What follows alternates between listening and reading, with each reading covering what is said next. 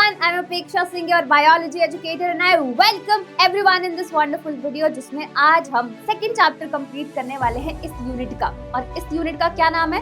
Ecology. ठीक है, तो यस, सेकंड चैप्टर जिसका नाम है इकोसिस्टम। वैसे देखा जाए तो ये आपका 12th चैप्टर है ना। टोटल हमारे कितने चैप्टर्स है? 13 चैप्टर्स है। तो इसके बाद बस एक और चैप्टर बचने वाला है और उसी के साथ आपका पूरा बायो का कोर्स YouTube पे खत्म हो जाएगा। ठीक है, तो चलिए शुरुआत करते हैं बिना किसी देरी के। देखो, मैं पहले ही बता देती हूँ, आपको नोट्स लिखने हैं, है ना, क्योंकि आपको इस तरीके से मैं आपके लिए नोट्स बना के लेकर आई हूँ। देखो, इस तरीके से मैं आपको दिखा देती हूँ। पूरे चैप्टर के शॉर्ट नोट्स बने हुए हैं, तो आप साथ साथ नोट्स को लिख सकते हो। ठीक है, चलिए शुरुआत करते हैं बिना किसी देरी के। सबसे पहले यार देखो, चैप्टर का नाम क्या है? इकोसिस्टम, है ना। इकोसिस्टम, इकोसिस्टम से क्या मतलब आप समझते हो? सबसे पहले अगर इसका मतलब नहीं पता होगा तो फिर कोई मतलब नहीं है ना, कोई पॉइंट नहीं है आगे के चैप्टर को पढ़ने के लिए, राइट। तो इकोसिस्टम की अगर मैं बात करूं तो it is a sum total of interaction between abiotic और बायोटिक फैक्टर्स, है ना। जैसे हमारे पूरे एनवायरमेंट में आपको दो टाइप के फैक्टर्स देखने को मिलेंगे, एबायोटिक भी है और बायोटिक भी है। एबायोटिक क्या होते हैं? नॉन लिविंग, है ना, और बायोटिक क्या हो गए? Living factors. तो इनके बीच का जो इंटरैक्शन है वो पूरा क्या कहलाता है? आपका इकोसिस्टम कहलाता है। Sum total of interaction between आपके एबायोटिक फैक्टर और आपका बायोटिक फैक्टर। ठीक है, चलो ये बात तो मैम हमें समझ में आ चुकी है। ऑल्सो एक और चीज ध्यान में रखना, ये जो इकोसिस्टम टर्म है ना, ecosystem term given by translate. ठीक है, चलिए बहुत ही बढ़िया बात है ना। यहाँ तक तो मैम हमें सारी चीजें अच्छे से क्लियर हो चुकी है। अब थोड़ा सा अगर हम आगे बढ़े तो यहाँ पर हम लोग पढ़ने वाले हैं टाइप्स ऑफ इकोसिस्टम के बारे में। ठीक है, तो टाइप्स ऑफ इकोसिस्टम में अगर मैं बात करूं तो यहाँ पर हमारे पास टेरेस्ट्रियल इकोसिस्टम है और एक्वाटिक इकोसिस्टम है। ठीक है, और तो ये जो टाइप की बात हो रही है ये आपके नेचुरल इकोसिस्टम की बात हो रही है ना। नेचुरल इकोसिस्टम के टाइप्स है, नेचुरल इकोसिस्टम के टाइप्स है ना। उसको हमने क्लासिफाई किया हुआ है टेरेस्ट्रियल इकोसिस्टम में और एक्वाटिक इकोसिस्टम में। टेरेस्ट्रियल इकोसिस्टम में क्या क्या आ जाएंगे? फॉरेस्ट आ जाएगा, डेजर्ट आ जाएगा, ग्रासलैंड आ जाएगा। वहीं पे अगर आप एक्वाटिक इकोसिस्टम की बात करोगे तो यहाँ पर क्या आ जाएगा? आपके कोरल रीफ्स आ जाएंगे, एस्चुरीज आ जाएंगे, है ना। ये जो आपके कोरल रीफ्स है ये काफी ज्यादा हाईली डाइवर्स होते हैं, है ना। कोरल रीफ सबको पता है, कोरल रीफ्स क्या होते हैं, एस्चुरीज क्या होते हैं। मैं आपको एक बार इमेज दिखा देती हूँ, आपको और अच्छे से क्लियर हो जाएगा। ये जो आपको इमेज दिख रही है ये किसकी है? कोरल रीफ की है। यहाँ पर आपको बहुत ही ज्यादा डाइवर्सिटी देखने को मिलती है। ठीक है, तो ये तो हो गए हमारे कोरल रीफ्स। और ये क्या है मैम? ये है आपका एस्चुरीज। एस्चुरीज बेसिकली यहाँ पर आपका फ्रेश वाटर और सी वाटर दोनों मिक्स हो रहे हैं, है ना, जिसकी वजह से क्या बनता है? एस्चुरी बनता है। तो फ्रेश वाटर जहां पर आपका फ्रेश वाटर और सी वाटर जहां पर मिक्स हो रहे हैं वो क्या बनाएंगे? आपके एस्चुरीज बनाते हैं। ठीक है, हमें यहाँ तक सारी चीजें क्लियर हो चुकी है मैम। अब हम थोड़ा सा आगे बढ़ जाते हैं। ठीक है, तो यहाँ पर इस स्लाइड में मैंने आपको क्या बताया? सबसे पहले बताया इकोसिस्टम क्या होता है। ठीक है, टाइप्स ऑफ इकोसिस्टम हम लोगों ने डिस्कस किया, वो भी नेचुरल इकोसिस्टम की बात करी है ना। टेरेस्ट्रियल इकोसिस्टम, फिर एक्वाटिक इकोसिस्टम। टेरेस्ट्रियल इकोसिस्टम के एग्जांपल फॉरेस्ट हो गया, डेजर्ट हो गया, ग्रासलैंड हो गया। एक्वाटिक इकोसिस्टम का एग्जांपल में आ जाएगा आपके कोरल रीफ्स एंड एस्चुरीज। ठीक है, कोरल रीफ काफी ज्यादा हाईली डाइवर्स होता है, बहुत ही ज्यादा आपको डाइवर्सिटी यहाँ पर देखने को मिलती है। ठीक है, चलिए बहुत ही बढ़िया बात है। अब थोड़ा सा आगे बढ़ जाते हैं, है ना। अब थोड़ा सा हम आगे बढ़ जाते हैं। अब हम आते हैं टाइप्स ऑफ इकोसिस्टम पे। जैसे मैंने वहां पर क्लासिफिकेशन किसका बताया? नेचुरल इकोसिस्टम का बताया कि नेचुरल इकोसिस्टम को हमने दो कैटेगरीज में डिवाइड किया हुआ है। अब यहाँ पर हम ब्रॉडली देखेंगे कि कितने टाइप के इकोसिस्टम होते हैं हमारे। ठीक है, तो सबसे पहले आ जाएगा आपका नेचुरल इकोसिस्टम और दूसरा कौन सा है? आपका मैन मेड इकोसिस्टम। अब नाम से पता चल रहा है ना, नेचुरल इकोसिस्टम। नेचुरल मतलब जो नेचर ने बनाया है ना, और मैन मेड मतलब जो मैन ने बनाया है ना, ह्यूमन बीइंग्स ने बनाया है। उस इकोसिस्टम को हम लोग क्या बोलते हैं? मैन मेड इकोसिस्टम बोलते हैं। ठीक है ना। ये तो मैम हम बहुत पता नहीं सदियों से पढ़ते आ रहे हैं, इसमें आपने नया क्या बताया? कुछ भी नया नहीं है, बिल्कुल सारी चीजें सेम है। ठीक है, अच्छा अब थोड़े कुछ पॉइंटर्स हम लोग इसके बारे में बात कर लेते हैं और कुछ पॉइंटर्स मैं इसके बारे में बात करूंगी, है ना, कुछ कुछ पॉइंट्स डिस्कस कर लेते हैं। देखो, नेचुरल इकोसिस्टम की अगर मैं बात करूं तो ये सेल्फ सस्टेनेबल है। सेल्फ सस्टेनेबल का क्या मतलब होता है? सेल्फ सस्टेनेबल का मतलब है इसको किसी अलग चीज की या सपोर्ट की, एक्स्ट्रा सपोर्ट की जरूरत नहीं पड़ेगी, है ना। ये खुद ही अपने आप को संभाल सकता है, खुद ही अपने आप को मैनेज कर सकता है, ठीक है। तो जो नेचुरल इकोसिस्टम है वो आपका सेल्फ सस्टेनेबल है, ठीक है, बहुत ही अच्छी बात है। यहाँ पर वहीं पे अगर आप मैन मेड इकोसिस्टम की बात करोगे तो ये सेल्फ सस्टेनेबल नहीं होता है, ठीक है, ये सेल्फ सस्टेनेबल नहीं होता है। जैसे कि अगर मैं आपको एक बड़ा अच्छा सा एग्जांपल देती हूँ, है ना, मैन मेड इकोसिस्टम आपका नॉट सेल्फ सस्टेनेबल क्यों है ऐसा, ठीक है। देखो, आप क्या अपने घर में एक्वेरियम लेकर आए, है ना, जिसमें फिशेस होते हैं। आपने बोला कि भाई मैं इसको अपने घर में डेकोरेट करने के लिए लेकर आया हूं या फिर आई हूं।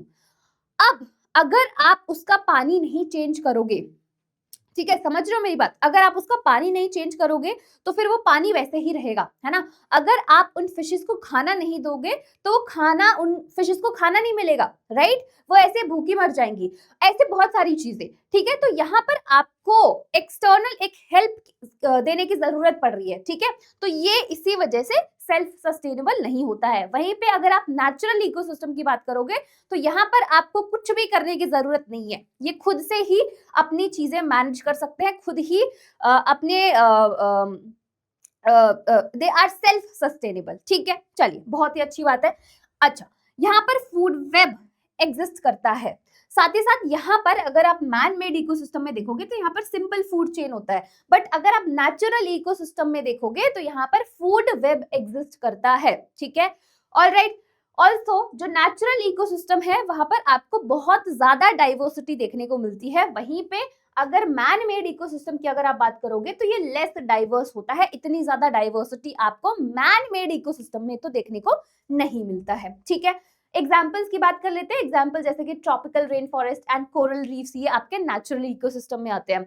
वहीं पे अगर हम मैन मेड इकोसिस्टम की बात करेंगे तो यहाँ पर आपका एक्वेरियम हो गया, फार्मलैंड हो गया, शुगर केन फील्ड्स हो गए, ये सारे आपके किस में आते हैं? मैन मेड इकोसिस्टम में आते हैं। सो आई एम होपिंग अभी आपको इन दोनों के बीच का जो डिफरेंस है वो समझ में आ गया होगा। एक बार और रिपीट कर देती हूँ। यहाँ पर हमने इकोसिस्टम के टाइप्स पढ़े। पहला हो गया आपका नेचुरल इकोसिस्टम, दूसरा हो गया आपका मैन मेड इकोसिस्टम। नाम से ही आपको डिफरेंस समझ में आ जाएगा कि नेचुरल इकोसिस्टम क्या होता है और मैन मेड इकोसिस्टम क्या होता है।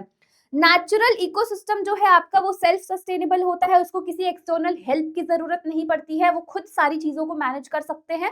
वहीं पे जो आपका मैन मेड इकोसिस्टम है वो सेल्फ सस्टेनेबल नहीं है, ठीक है, जैसे मैंने आपको बहुत अच्छे एग्जांपल की हेल्प से समझा दिया है। दूसरा जो आपका नेचुरल इकोसिस्टम है वहां पर फूड वेब एग्जिस्ट करता है। यहाँ पर आपका जो मैन मेड है यहाँ पर सिंपल फूड चेन एग्जिस्ट करती है, ठीक है। नेचुरल इकोसिस्टम काफी ज्यादा डाइवर्स होता है, वहीं पर जो आपका मैन मेड इकोसिस्टम है वो इतना ज्यादा डाइवर्स नहीं होता है। इतनी ज्यादा डाइवर्सिटी आपको देखने को नहीं मिलेगी, है ना। अब फिर एग्जांपल्स देख लेते हैं। एग्जांपल्स में ट्रॉपिकल रेन फॉरेस्ट आ जाएगा, कोरल रीफ्स आ जाएंगे, और यहाँ पर आपका फार्मलैंड हो गया, शुगर केन फील्ड्स हो गए, ये सारे आपके मैन मेड इकोसिस्टम में आ जाएंगे, ठीक है। चलिए, बहुत ही बढ़िया बात है। अभी तो आपको कोई भी कंफ्यूजन होना ही नहीं चाहिए, ठीक है।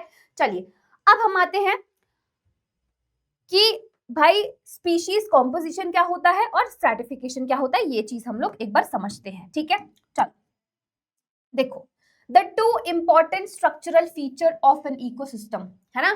यहाँ पर दो इंपॉर्टेंट स्ट्रक्चरल फीचर की बात करने वाले हैं इकोसिस्टम के, जिसमें पहले आता है स्पीशीज कॉम्पोजिशन, दूसरा आता है स्ट्रैटिफिकेशन, है ना। अब इनका क्या मतलब है ये समझते हैं। देखो, स्पीशीज कॉम्पोजिशन का मतलब है कि कितनी स्पीशीज है ना। अगर प्रोड्यूसर्स है तो कितने हैं, कंज्यूमर्स हैं तो कितने हैं, है ना, कितनी डाइवर्सिटी है। तो स्पीशीज कॉम्पोजिशन, कितनी स्पीशीज है, आई बात समझ में, है ना, कितनी स्पीशीज है, तो प्रोड्यूसर्स की कितनी है, कंज्यूमर्स की कितनी है, ये। दूसरे आते हैं स्ट्रैटिफिकेशन पे। स्ट्रैटिफिकेशन का क्या मतलब होता है? Stratification is a vertical distribution of different species occupying different level called stratification. जैसे कि अगर मैं आपको इसको एग्जाम्पल की हेल्प से समझाऊं तो समझ लो कि ये एक ना फॉरेस्ट एरिया है, ठीक है, यहाँ पर एक फॉरेस्ट है।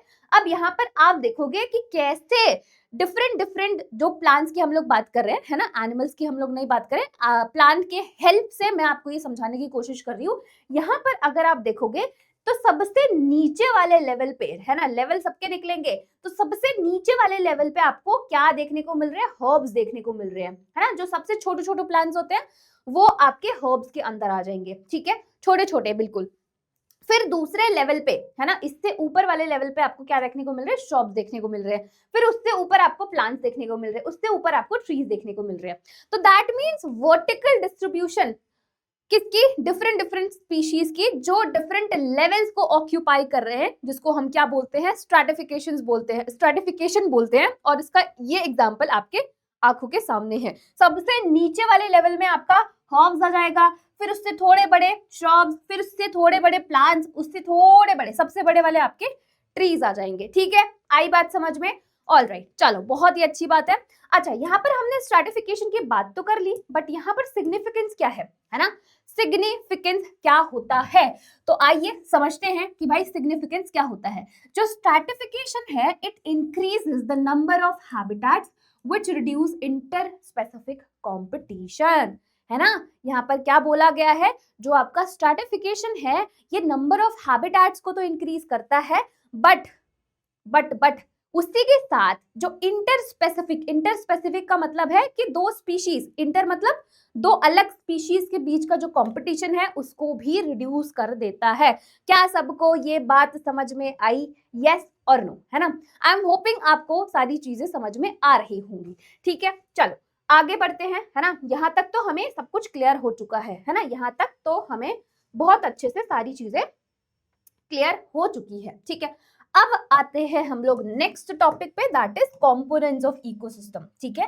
क्या है next topic, components of ecosystem. तो यार यहाँ पर हम लोग 4 कंपोनेंट्स की बात करने वाले हैं। सबसे पहले आ जाएगा आपका प्रोडक्टिविटी, दूसरा आ जाएगा आपका डीकम्पोजिशन, तीसरा आ जाएगा एनर्जी फ्लो, और आपका लास्ट वाला है न्यूट्रिएंट साइक्लिंग, ठीक है। कौन कौन से 4 components, productivity, decomposition, energy flow और न्यूट्रिएंट साइक्लिंग, ठीक है। प्रोडक्टिविटी की अगर मैं बात करूं तो यहाँ पर नए बायोमास का जनरेशन होता है, ठीक है। क्या हो रहा है, यहाँ पर नए बायोमास का जनरेशन हो रहा है। अभी इसके बारे में हम लोग एक एक करके सबके बारे में अच्छे से डिटेल में पढ़ने वाले हैं, ठीक है। डीकम्पोजिशन में बेसिकली बायोमास का ब्रेक डाउन करवा रहे हैं, ठीक है। फिर उसके बाद एनर्जी फ्लो में एनर्जी का ट्रांसफर हो रहा है, ठीक है। क्या हो रहा है, एनर्जी का ट्रांसफर हो रहा है। और लास्ट में आ जाता है आपका न्यूट्रिएंट साइक्लिंग, ठीक है। चलिए, बहुत ही बढ़िया बात है, बहुत ही बढ़िया बात है। जैसे यहाँ पर हमने कंपोनेंट्स की बात करी, ठीक है, यहाँ पर हमने कंपोनेंट्स की बात करी, तो इन्हीं 4 कंपोनेंट्स को मैं आपको एक एग्जांपल की हेल्प से समझा देती हूँ, ठीक है। यहाँ पर मैंने एग्जांपल लिया हुआ है पॉन्ड इकोसिस्टम का, ठीक है। क्या एग्जांपल लिया हुआ है, पॉन्ड इकोसिस्टम का एग्जांपल लिया है। आइए समझते हैं, है ना। यहाँ पर आपको चारों कंपोनेंट्स मैं अच्छे से समझा दूंगी। जो इकोसिस्टम के 4 कंपोनेंट्स है वो आपको बहुत ही अच्छे से समझ में आ जाएगा। देखो, ये आपका एक पॉन्ड है ना, इतना ज्यादा गहरा नहीं होता, मतलब इतनी ज्यादा इसकी गहराई होती नहीं है। अब देखो, सबसे पहले हम लोग देख लेते हैं कि हमारे पास क्या सारे एबायोटिक फैक्टर्स या फिर एबायोटिक कंपोनेंट्स अवेलेबल है, यस और नो, ठीक है। देखो, वाटर है हमारे पास, यहाँ पर बिल्कुल है ना। हमारे पास टेम्परेचर भी है ना। टेम्परेचर मतलब लाइट, देखो यहाँ पर सन है, सन से हमें लाइट मिल रही है, लाइट है तो यहाँ पर इसका जो टेम्परेचर है वो भी मेंटेन रखेगा ये, ठीक है, ठीक है। तो हमारे पास अभी तक हमने क्या क्या देखा, हमारे पास लाइट भी है, टेम्परेचर भी, लाइट की वजह से टेम्परेचर जो है मेंटेन रहेगा। फिर उसके बाद यहाँ पर हमारे पास वाटर भी है, ठीक है। फिर उसके बाद यहाँ पर हमारे पास बेस पे सॉइल भी है, ठीक है, बहुत ही अच्छी बात है। यहाँ पर आप देखोगे ये जो ग्रीन कलर से बनाए हुए हैं ये क्या है, आपके फाइटोप्लैंक्टन है। ये आपके येलो कलर से जो बनाए हैं ये जू प्लैंक्टन है। जो व्हाइट कलर से आपको दिख रहा है ये आपके स्मॉल फिशेज है। जो आपके येलो कलर से दिख रही है वो आपके लार्ज फिशेज है, ठीक है। यहाँ पर बहुत सारे अलग अलग डिफरेंट प्लांट्स है जो एकदम बॉटम में है ना। कुछ आपके सबमर्ज है, कुछ आपके सरफेस पे है, कुछ इधर है, ठीक है। तो अभी तक हम एबायोटिक अगर कंपोनेंट की बात करूं तो यहाँ पर लाइट, वाटर और आपका सॉइल और इसके अंदर वाटर के अंदर सारे ऑर्गेनिक इनऑर्गेनिक सब्सटेंसेस भी डिसॉल्व है। ठीक है, तो देखने अगर देखा जाए तो यहाँ पर सारे आपके एबायोटिक कंपोनेंट्स अवेलेबल है। ठीक है, अब देखो सबसे पहले हम लोग प्रोडक्टिविटी की बात करेंगे, है ना, प्रोडक्टिविटी की। तो यहाँ पर सबसे पहले आपके पास फाइटोप्लैंक्टन है ना, ये आपके माइक्रोस्कोपिक है। ठीक है, ये जो आपके फाइटोप्लैंक्टन है दे आर यूनिसेलुलर, माइक्रोस्कोपिक और इनके पास क्लोरोफिल होता है। ठीक है, अब ये जो फाइटोप्लैंक्टन है ये आपका क्या करेंगे, बायोमास का जनरेशन करेंगे। ठीक है, तो पहला कंपोनेंट आपका प्रोडक्टिविटी हो गया। ठीक है, बहुत ही अच्छी बात है। दूसरा, यहां पर जो आपके फाइटोप्लैंक्टन है इसको इसके ऊपर कौन फीड करेगा, मतलब इसको कौन खाएगा, जूप्लैंक्टन खाएंगे। ठीक है, यहाँ पर जूप्लैंक्टन खाएंगे।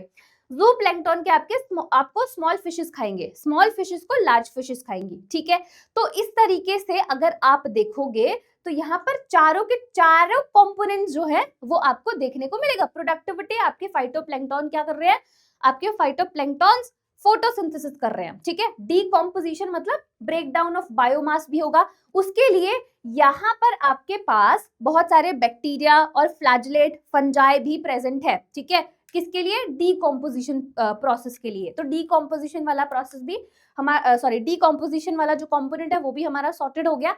तीसरा, एनर्जी फ्लो। जैसे मैंने आपको बताया कि फाइटोप्लैंक्टन को कौन खाएगा, जूप्लैंक्टन, जूप्लैंक्टन को कौन खाएगा, स्मॉल फिशेस, स्मॉल फिशेस को कौन खाएगा, लार्ज फिशेस। तो जिसकी वजह से जो है एनर्जी का ट्रांसफर हो रहा है एक ट्रॉफिक लेवल से दूसरे ट्रॉफिक लेवल पे, दूसरे से तीसरे, तीसरे से चौथे, है ना। तो ये क्या हो रहा है, एनर्जी का ट्रांसफर हो रहा है। आई बात समझ में, है ना। तो ये वाला कंपोनेंट भी हमारा सॉर्टेड है और न्यूट्रिएंट साइक्लिंग तो हो ही रहा है। ठीक है, तो यहाँ पर इस पॉन्ड इकोसिस्टम की हेल्प से हमने सारे ये चार कंपोनेंट्स है इकोसिस्टम के, इसको समझ लिया। आई बात समझ में सबको, है ना। सो आई एम होपिंग आपको ये चीज अच्छे से क्लियर हो गया होगा। चलो अब हम थोड़ा सा आगे बढ़ते हैं कहानी में, इनके बारे में थोड़ा सा और डिटेल में जानते हैं, है ना, थोड़ा सा और डिटेल में जानते हैं। आ जाइए सब लोग आ जाओ। देखो प्रोड्यूसर्स, सबसे पहले हम लोग प्रोड्यूसर्स पे आते हैं जिनको हम लोग ट्रांसड्यूसर्स और कन्वर्टर्स भी बोलते हैं, राइट। ठीक है, देखो यहाँ पर हम टेरेस्ट्रियल इकोसिस्टम की भी बात करेंगे और एक्वाटिक इकोसिस्टम की भी बात करेंगे। टेरेस्ट्रियल इकोसिस्टम में अगर आप देखोगे तो आपके प्रोड्यूसर्स कौन है, प्लांट्स है ना। कौन है, प्लांट्स है, जो क्या करेंगे, बायोमास का जनरेशन करेंगे। आई बात समझ में, ठीक है। अगर वहीं पे आप एक्वाटिक इकोसिस्टम में देखोगे तो आपके प्रोड्यूसर्स कौन है, फाइटोप्लैंक्टन। जैसे मैंने बताया फाइटोप्लैंक्टन्स क्या है आपके, unicellular, microscopic and chlorophyll containing, छोटे छोटे से आपको ऑर्गेनिजम्स, है ना। तो unicellular, microscopic and chlorophyll containing pigment, इनके पास क्लोरोफिल होता है। ठीक है, तो यहाँ पर एक्वाटिक इकोसिस्टम में अगर आपसे पूछा जाए कि प्रोड्यूसर्स कौन है तो आप बोलोगे फाइटोप्लैंक्टन। ठीक है, चलो अब हम आ जाते हैं कंज्यूमर्स पे। कंज्यूमर्स मतलब जो कंज्यूम कर रहे हैं। तो यहाँ पर कौन कंज्यूम करेगा, हर्बीवोर्स, है ना। जो प्लांट्स को कंज्यूम करेंगे उनको हम क्या बोलेंगे, हर्बीवोर बोलेंगे, राइट। ठीक है, तो यहाँ पर आपका प्राइमरी कंज्यूमर आएगा, है ना, प्राइमरी कंज्यूमर। फिर उसके बाद आपका सेकेंडरी कंज्यूमर आएगा, उसके बाद आपका टर्शियरी कंज्यूमर आता है। ठीक है, एक बार प्राइमरी कंज्यूमर को और अच्छे से देखते हैं कि टेरेस्ट्रियल और एक्वाटिक में कौन कौन हो सकते हैं, राइट। तो प्राइमरी कंज्यूमर में जिसको हम लोग फर्स्ट ऑर्डर कंज्यूमर भी बोलते हैं। टेरेस्ट्रियल में आपका डियर होगा, है ना, जैसे कि घास है ना, घास आपका प्रोड्यूसर है। जो आपके प्लांट्स है ये क्या है, प्रोड्यूसर्स है। तो घास को कौन खाएगा, डियर खा सकता है, काऊ खा सकता है, गोट खा सकती है ना, जेब्रा खा सकता है। तो ये सारे क्या हैं आपके प्राइमरी कंज्यूमर्स या फिर फर्स्ट ऑर्डर कंज्यूमर्स है, राइट। वहीं पे अगर आप एक्वाटिक में बात करोगे तो एक्वाटिक में आपके जूप्लैंक्टन्स आते हैं। फर्स्ट ऑर्डर कंज्यूमर्स आपके कौन होंगे, जूप्लैंक्टन होंगे। ठीक है, आई बात समझ में, है ना। चलो नेक्स्ट आ जाते हैं हम लोग, नेक्स्ट अपने सेकेंडरी कंज्यूमर पे आ जाते हैं। तो सेकेंडरी कंज्यूमर में अगर आप टेरेस्ट्रियल में देखोगे तो फ्रॉग हो सकता है। ठीक है, जैसे मैंने बोला ग्रास हॉपर, तो ग्रास हॉपर को कौन खा सकता है, आपका फ्रॉग खा सकता है। ठीक है, और एक्वाटिक में स्मॉल फिशेस आ जाएंगी, है ना, एक्वाटिक में स्मॉल फिशेस आ जाएंगी। टर्शियरी कंज्यूमर में आ जाओ, टर्शियरी कंज्यूमर में जैसे कि टेरेस्ट्रियल में आप देखोगे स्नेक, फ्रॉग को कौन खा सकता है? स्नेक खा सकता है। एक्वाटिक में आपकी लार्ज फिशेस हो सकती है ना। स्मॉल फिशेस को कौन खा सकता है? लार्ज फिशेस खा सकती है। फिर इसके बाद आपके आते हैं टॉप कार्निवोर, जो सबसे ऊपर ऊपर वाले ट्रॉफिक लेवल पे होते हैं। तो वहां पर आपके लायन, टाइगर, ह्यूमंस, ये आपके टॉप कार्निवोर्स पे के अंडर आते हैं। ठीक है, तो यहाँ पर अगर आप देखोगे जो एक्वाटिक इकोसिस्टम है वहां पर 4 से ज्यादा ट्रॉफिक लेवल्स नहीं होते हैं, है ना। जैसे ये एक हो गया, दूसरा, तीसरा, चौथा, टर्शरी कंज्यूमर्स तक। इसके ऊपर जो आपका ट्रॉफिक लेवल होता है वो नहीं होता है ना। बट अगर आप टेरेस्ट्रियल में देखोगे, टेरेस्ट्रियल में आपको टॉप कार्निवोर भी देखने को मिल रहे हैं। ठीक है, आई बात समझ में। तो ये आपके सारे क्या हो गए? कंज्यूमर्स हो गए। कंज्यूमर्स में भी आपके आ जाएंगे primary consumers, secondary consumers, tertiary consumers और कार्निवोर। आई बात समझ में? ठीक है, चलिए, बहुत ही बढ़िया बात है। तो हमने ये दोनों तो डिस्कस कर लिया है, प्रोड्यूसर्स भी समझ लिया है और कंज्यूमर्स भी हमने समझ लिया है। अब हम आ जाते हैं डीकंपोजर्स पे, है ना। अब डीकंपोजर्स क्या होते हैं मैम? इनका क्या मतलब होता है और क्या काम होता है? देखो, डीकंपोजर्स का मतलब होता है जो ऑर्गेनिक वेस्ट को डीकंपोज कर रहे हैं, है ना, उसको कन्वर्ट कर रहे हैं इनऑर्गेनिक सब्सटेंसेस में। ठीक है, तो बेसिकली ऑर्गेनिक मैटर को ब्रेक डाउन करके, है ना, उनको तोड़ तोड़ के इनऑर्गेनिक सब्सटेंसेस में कन्वर्ट करना। ठीक है, ये किसका काम होता है? डीकंपोजर्स का काम होता है। ठीक है, helps in breakdown of organic waste, और इस प्रोसेस को हम डीकम्पोजिशन बोलते हैं। आई बात समझ में, है ना। तो डीकम्पोजर्स बेसिकली ब्रेक डाउन कर रहे हैं आपके ऑर्गेनिक वेस्ट को और इसको किस में कन्वर्ट कर देंगे?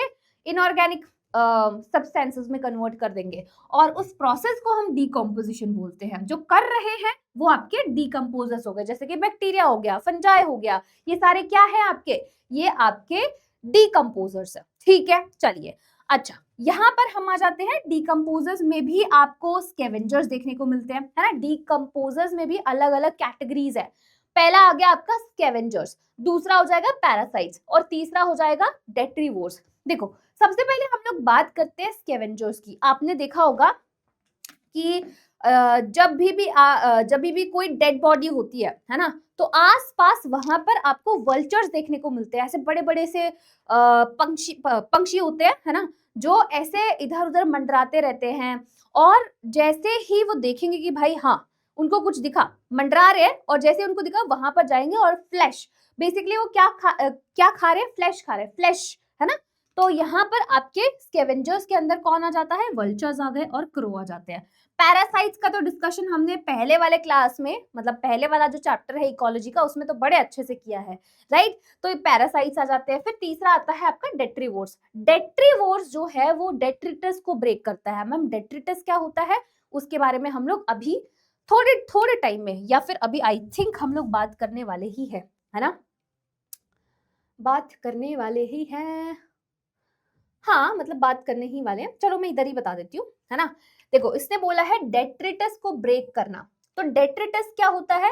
Raw material for decomposers. Detritus को हम लोग क्या बोलते हैं? Raw material for decomposer. इसमें एग्जांपल में अर्थवर्म आएगा। अर्थवर्म क्या है? डेट्रीवोर है, जो ये प्रोसेस करेगा, जो क्या करवाएगा? ब्रेक डाउन करवाएगा। किसका? डेट्रिटस का ब्रेक डाउन करवाएगा। तो बेसिकली डेट्रिटस क्या है? एक रॉ मटेरियल फॉर डीकंपोजर्स। ठीक है, आई बात समझ में, है ना। या फिर यहाँ पर डीकंपोजर्स में आप डेट्रीवोर भी लिख सकते हो, डेट्रीवोर। ठीक है, तो raw material for decomposers. All right, चलिए, बहुत ही बढ़िया बात है। अब हम थोड़ा सा आगे बढ़ जाते हैं कहानी में और एक एक करके सबके बारे में पढ़ने वाले हैं। देखो, प्रोडक्टिविटी की बात करने वाले हैं। तो प्रोडक्टिविटी मैंने आपको बताया था कि बायोमास का जनरेशन, है ना।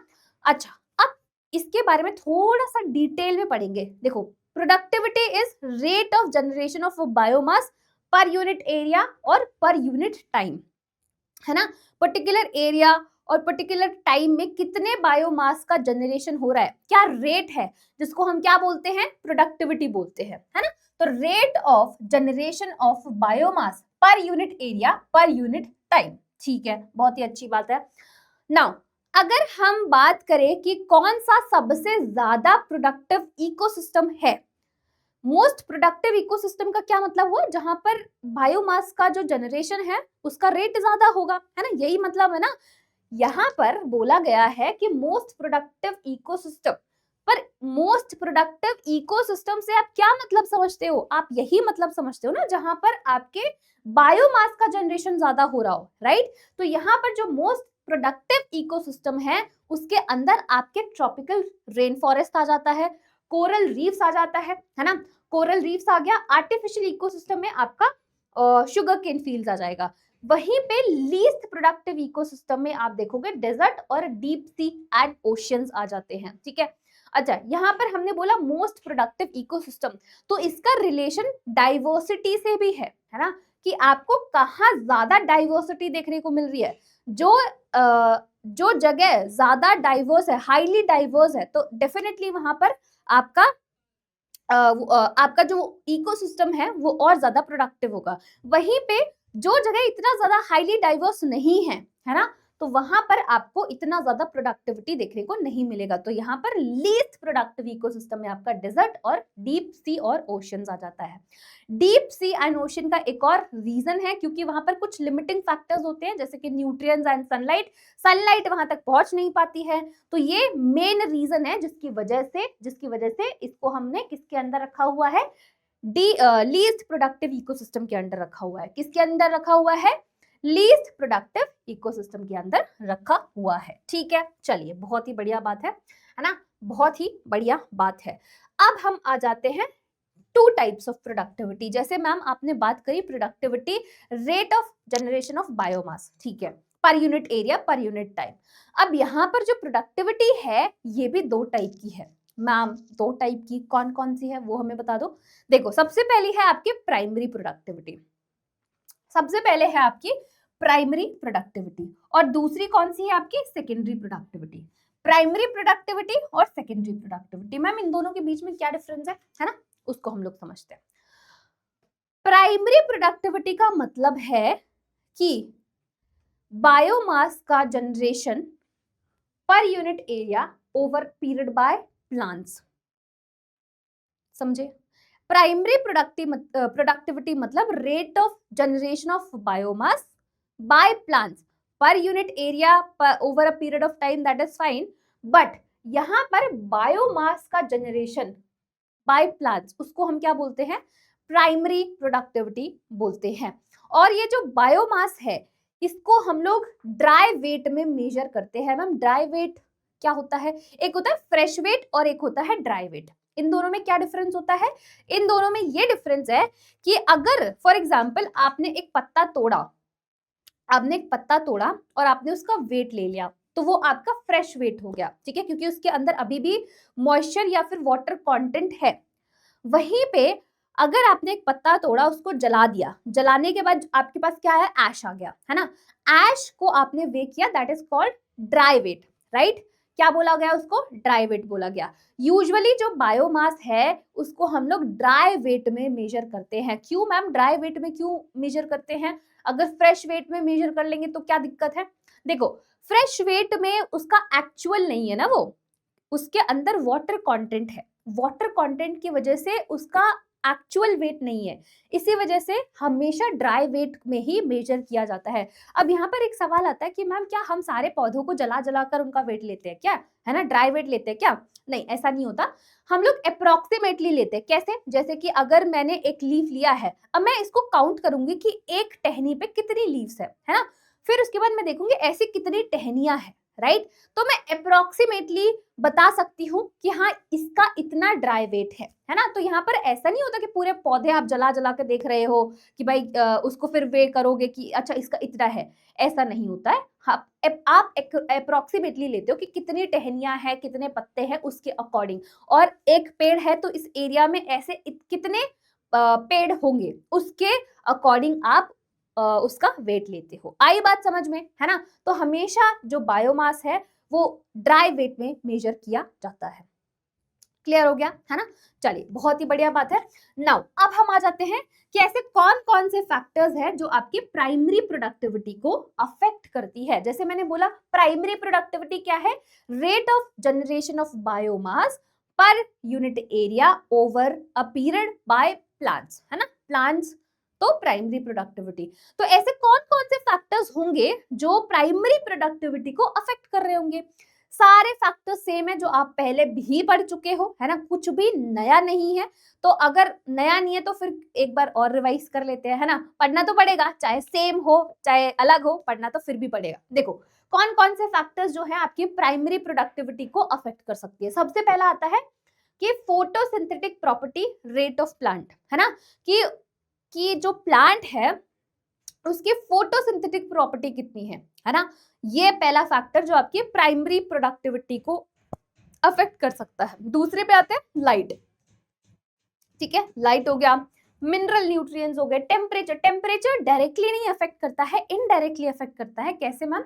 जैसे टेम्परेचर का बहुत मेजर अफेक्ट है आपके एंजाइमेटिक एक्टिविटी पे, क्योंकि एक ऑप्टिमम टेम्परेचर होता है जिसपे आपका एंजाइम जो है काम करता है। एंजाइमेटिक एक्टिविटी एक प्रॉपर ऑप्टिमम टेम्परेचर पे काम करता है। अगर ज्यादा होगा तो भी काम नहीं कर पाएगा, अगर कम होगा तो भी नहीं काम कर पाएगा। तो जो टेम्परेचर है वो डायरेक्टली नहीं इनडायरेक्टली इफेक्ट करता है आपके प्राइमरी प्रोडक्टिविटी को, ठीक है। तो समझ में आ गया कि कौन कौन से फैक्टर्स है। सबसे पहले हो जाएगा आपका photosynthetic property rate of plant, या फिर आपका लाइट हो गया, और लाइट हो गया, फिर मिनरल न्यूट्रिएंट्स हो गए और टेम्परेचर हो गए। ये सारे फैक्टर्स आपके प्राइमरी प्रोडक्टिविटी को अफेक्ट करने वाले हैं, ठीक है।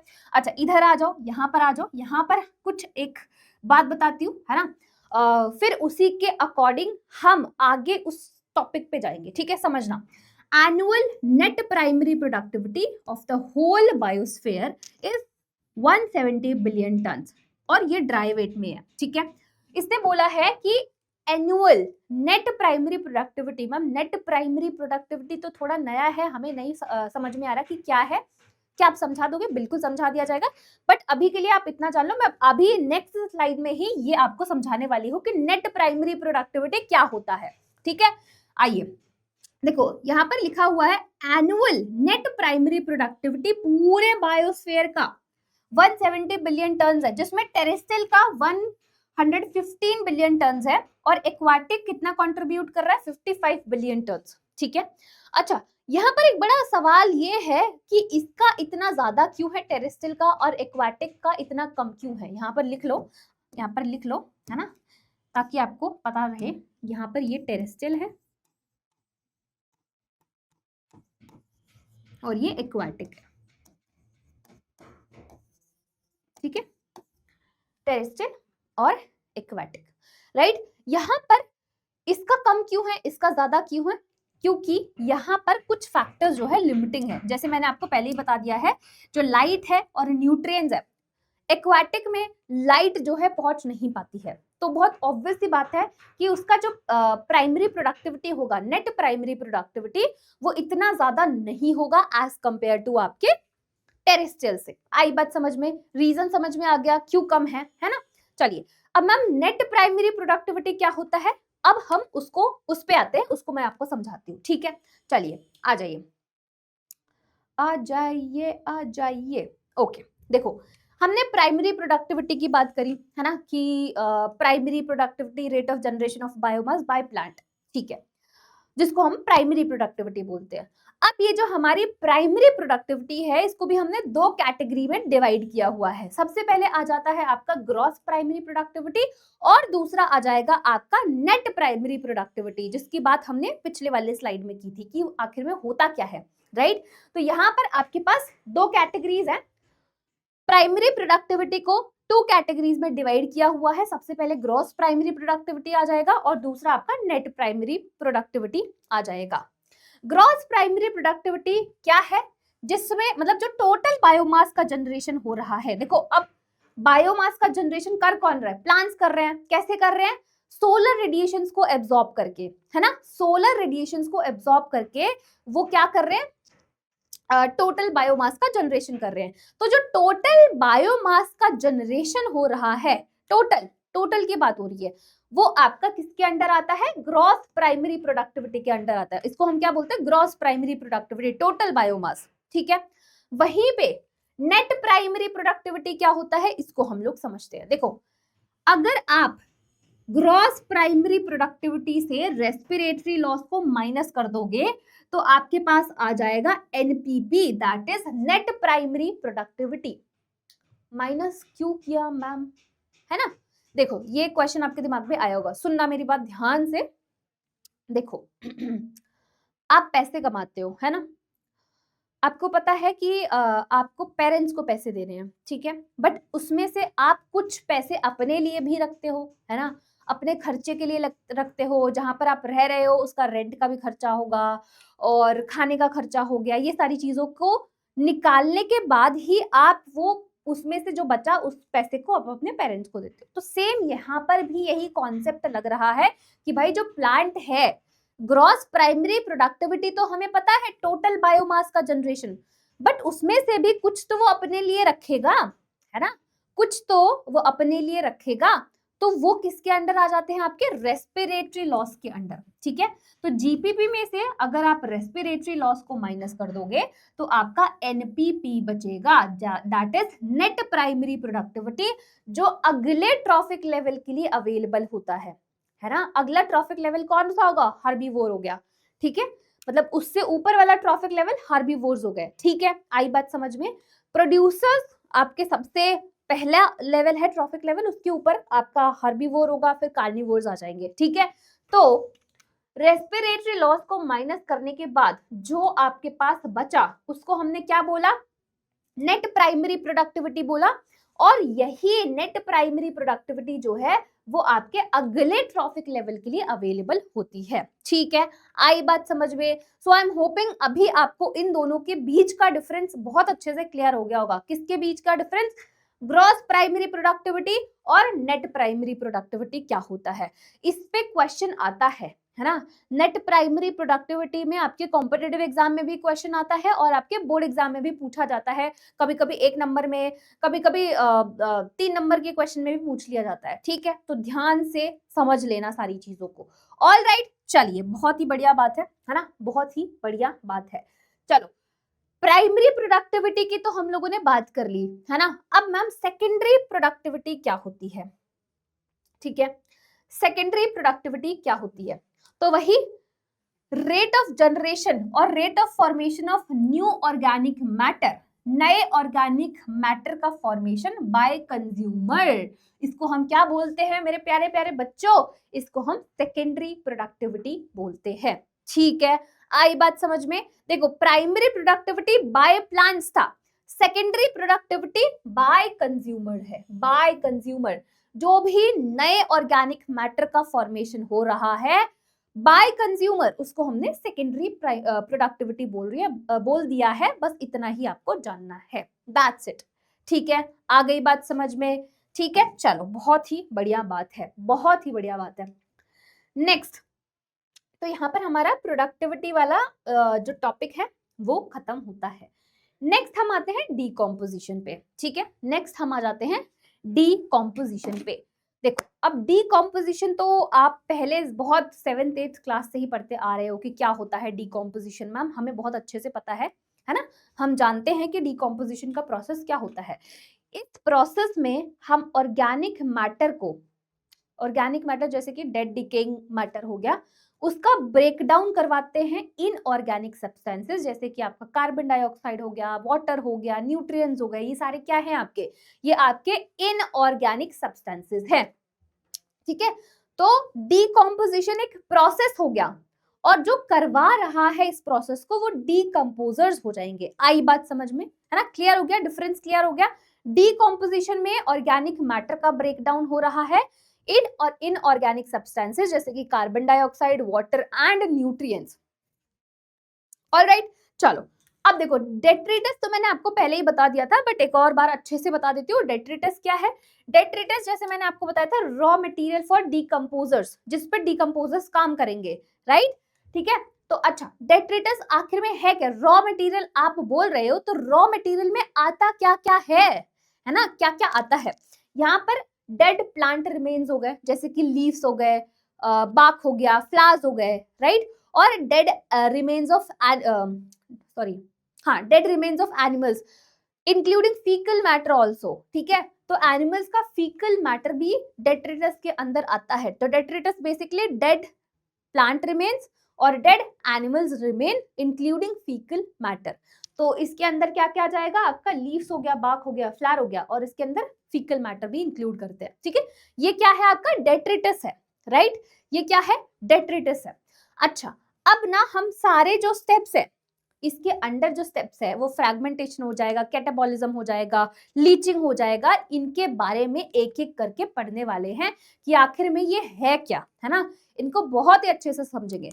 अब देखो, अगर आपसे पूछे कि भाई फ्रेगमेंटेशन और फिर आपका कैटाबॉलिज्म और आपका लीचिंग, क्या ये एक साथ होता है या फिर अलग अलग होता है ना, अगर आपसे पूछा जाए तो आप क्या जवाब दोगे कि साइमल्टेनियसली ही होते हैं सारे प्रोसेसेस। बट अगर फिर भी आपके कनपट्टी पे कोई बंदूक रख दे और बोले कि भाई बताओ कैसे होते, क्या सीक्वेंस है, अगर आपसे सीक्वेंस पूछा जाए तो आप बताओगे सबसे पहले फ्रैगमेंटेशन, उसके बाद कैटाबॉलिज्म, उसके बाद लीचिंग। वैसे ये सारे प्रोसेसेस साइमल्टेनियसली हो रहे हैं, ठीक है, बहुत ही बढ़िया बात है। अब सबसे पहले हम लोग समझते हैं कि फ्रैगमेंटेशन का क्या मतलब होता है। फ्रैगमेंटेशन नाम से ही पता चल रहा है कि ना छोटे छोटे फ्रैगमेंट्स में तोड़ना, है ना, तो वही है ना नाम। जैसे बायो में मैंने आपको कितनी बार बताया है कि बायो में कोई भी चीज अगर उसका मतलब जानना है, किसी भी टर्म का मतलब जानना है, तो आपको बस तोड़ना है ना। मैम मुझे क्यों तोड़ा, है ना, बस उसको आपको तोड़ना है, तोड़ दोगे तो आपको मतलब समझ में आ जाएगा, राइट। तो ऐसे ही फ्रैगमेंटेशन क्या है, ब्रेकडाउन ऑफ डेट्रिटस। डेट्रिटस हमारा रॉ मटेरियल है, राइट, इसका breakdown into smaller particles, and इस प्रोसेस को हम फ्रैगमेंटेशन बोलते हैं।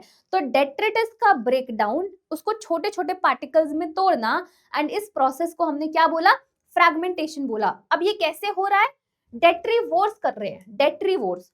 डेट्रीवोर्स कौन हो गए, अर्थवर्म हो गया, टर्माइट्स हो गए, ये क्या है आपके डेट्रीवोर्स हो गए, जो आपके डेट्रिटस को तोड़ेंगे इनटू स्मॉलर पार्टिकल्स। क्या ये चीज सबको समझ में आई, यस और नो, है ना।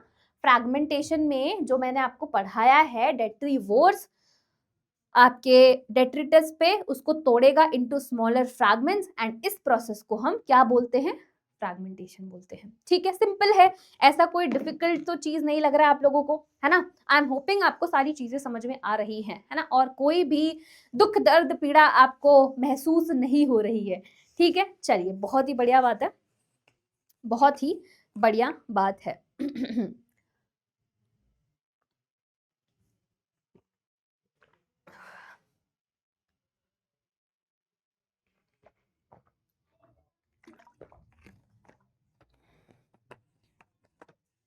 ठीक है, पहला स्टेप क्लियर हो गया फ्रैगमेंटेशन वाला, है ना, पहला स्टेप क्लियर हो गया फ्रैगमेंटेशन वाला। चलिए, अब हम आ जाते हैं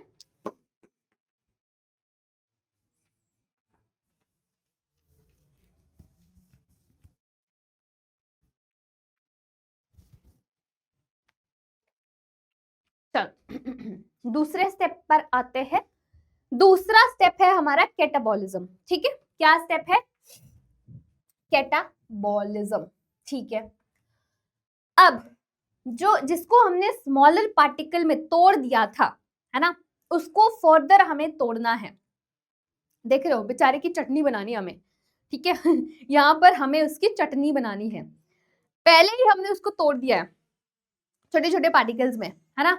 अब उसको फर्दर उसका ब्रेकडाउन करना है, किसकी हेल्प से, बैक्टीरिया एंड फंगल एंजाइम्स यहाँ पर काम करेंगे। बैक्टीरिया हो गया, फंगल एंजाइम डिग्रेड करेंगे डेट्रिटस को इनटू सिंपल इनऑर्गेनिक सब्सटेंसेस, और इस प्रोसेस को हम कैटाबॉलिज्म बोलते हैं। कैटाबॉलिज्म का मतलब ही होता है ब्रेकडाउन, ठीक है, क्या मतलब होता है, ब्रेकडाउन होता है, ठीक है। तो यहाँ पर आपके बैक्टीरिया और फंगल एंजाइम्स डिग्रेड कर रहे हैं डेट्रिटस को इनटू सिंपलर इनऑर्गेनिक सब्सटेंसेस, जिसको हम कैटाबॉलिज्म बोलते हैं। कैटाबॉलिज्म की दो कैटेगरीज है ना, इसको हमने दो कैटेगरीज में डिवाइड किया हुआ है। पहला है ह्यूमिफिकेशन और दूसरा है मिनरलाइजेशन, है ना। Humification and mineralisation.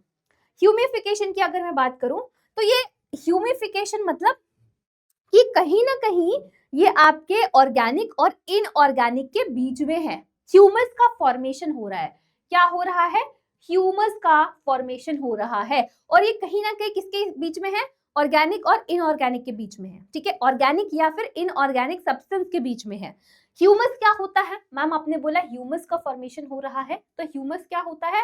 ह्यूमस आपका dark, amorphous, colloidal, slightly acidic and reservoir of nutrients. ये बड़ा इंपॉर्टेंट पॉइंट है। जो आपका ह्यूमस है, it is a reservoir of nutrients and resistant to microbial activity. इतनी जल्दी डिग्रेड नहीं होता, धीरे धीरे धीरे धीरे डिग्रेड होता है और रिलीज करता रहता है, ठीक है, मिनरल्स को रिलीज करता रहता है, ठीक है, जैसे यहाँ पर लिखा हुआ है it is a reservoir of nutrients, ठीक है। तो यहाँ पर इस प्रोसेस में ह्यूमस का फॉर्मेशन हुआ। साथ ही साथ ह्यूमस क्या है आपका? डार्क होता है, अमरफस है, कोलॉइडल है, स्लाइटली एसिडिक है, रिजर्वॉयर ऑफ न्यूट्रिएंट है and it is resistant to microbial activity, ठीक है, बहुत ही अच्छी बात है। दूसरे पे आते हैं, that is mineralization, further degradation of humus to release inorganic nutrients। Mineralization में क्या हो रहा है? आपके ह्यूमस का फर्दर डिग्रेडेशन होगा ताकि वहां से क्या रिलीज हो सके? इनऑर्गेनिक न्यूट्रिएंट्स रिलीज हो सके, ठीक है, further degradation of humus to release inorganic nutrients. आई बात समझ में, राइट? तो कैटाबॉलिज्म में हमने क्या पढ़ा? कैटाबॉलिज्म में हमने पढ़ा कि डेट्रिटस को सिंपल इनऑर्गेनिक सब्सटेंसेस में तोड़ा जा रहा है ना। इसकी दो कैटेगरीज है, सबसे पहले आ जाएगा ह्यूमिफिकेशन, दूसरा हो जाएगा मिनरलाइजेशन। ह्यूमिफिकेशन पहले हुआ, यहाँ पर ह्यूमस का फॉर्मेशन होगा। ह्यूमस आपका dark, colloidal, amorphous and reservoir of nutrients and it is resistant to microbial activity है ना। अब ह्यूमस को फर्दर डिग्रेड करा जाएगा टू रिलीज इनऑर्गेनिक न्यूट्रिएंट्स, जिसको हम मिनरलाइजेशन बोलते हैं, ठीक है। तो ये हमारा दूसरा स्टेप भी कंप्लीट हो गया है।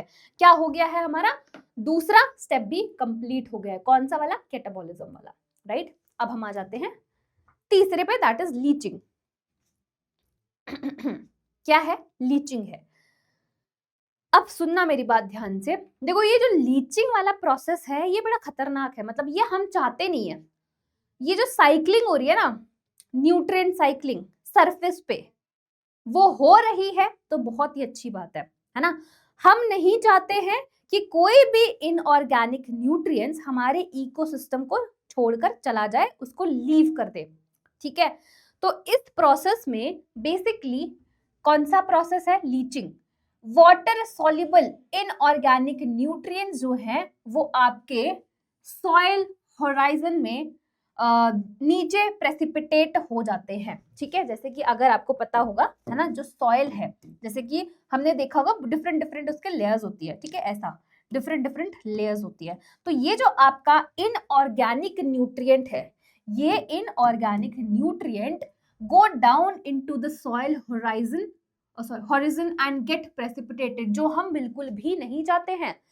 हम नहीं चाहते कि न्यूट्रिएंट्स का लॉस हो। जैसे मिनरलाइजेशन में आपने देखा कि उसको फर्दर डिग्रेड करके जो भी इनऑर्गेनिक न्यूट्रिएंट है वो रिलीज कर दिया। अब इसको रिलीज कर दिया तो जो भी वहां पर प्लांट होगा वो क्या करेगा? उसको एब्जॉर्ब करेगा। बाय चांस अगर प्लांट नहीं है वहां पर तो क्या होगा? ये वाला प्रोसेस होगा जिसमें आपका लॉस हो जाएगा। जो भी आपका इनऑर्गेनिक न्यूट्रिएंट रिलीज हुआ है, अगर उसको एब्जॉर्ब करने के लिए सरफेस पे कोई भी प्लांट नहीं है तो ये आपके सॉइल के होरिजन में चला जाएगा और वहां पर प्रेसिपिटेट हो जाएगा। तो यहाँ पर जो न्यूट्रिएंट था उसका लॉस हुआ टू इलुविएशन जोन, ठीक है। आई बात समझ में? जो हम बिल्कुल भी नहीं चाहते हैं। हम चाहते हैं कि उसका बस इस्तेमाल हो जाए, हम उसको एब्जॉर्ब कर ले, कोई भी प्लांट उसको एब्जॉर्ब कर ले, ऐसा ना हो कि उसका लॉस हो जाए, ठीक है। आई बात समझ में? सबको समझ में आया है ना? तो ये तीनों स्टेप आपको आई एम होपिंग समझ में आ चुका होगा। कौन कौन से तीनों स्टेप?